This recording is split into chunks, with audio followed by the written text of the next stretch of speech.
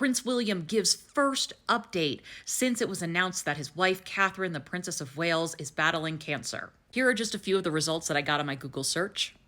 Even I was temporarily fooled by this one. During an unexpected walkabout after a royal engagement, which, smart move, a royal fan asked, she said, "Do you mind if I ask how you and the children are?" "All doing well, thank you." All doing well, thank you, yes, we're doing well. I mean, obviously, Catherine. These women are asking harder questions than we've seen out of the royal rota. Granted, they do get distracted when he cleverly touches their shoulders and compliments them on their outfits, but ask about the kids and to follow up on Catherine. And then the other woman says, "You seeing your father?" Yes. Ever since Kate's cancer announcement, anyone, even people who had serious questions about how Kensington Palace was handling this and the lack of transparency, which is not the same as invading medical privacy, has been collectively shamed by both the palace and the British media, which has created a permission structure to not report on Kate in any meaningful way.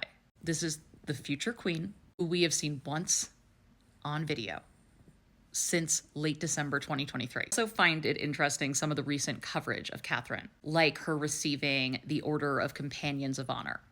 These are both pieces by members of the Royal Rota. And I don't know, it kind of almost makes it feel like she's back in action, or perhaps received it in a ceremony, which doesn't seem to be the case in these articles. And I'm not saying it should be the case. It's just between this and some of the fashion rerun articles, and inexplicably feet, it almost feels like they are reporting on Catherine, the Princess of Wales, as if she is out there working and attending public engagements, which I'm not saying she should be. What I am saying is that we have really allowed the British media and Kensington Palace to bully people out of asking questions, all meaning serious, important questions. And while I had some serious questions about some of the reporting around the Buckingham Palace announcement about King Charles returning to a modified summer schedule last Friday, at least they provided some guidance. The summer ascot, trooping the color, the state visit that they are going to have to host His and Her Majesties, the Emperor and Empress of Japan, even if it's all subject to change, even if he ends up not attending any of those things, the people know what to expect.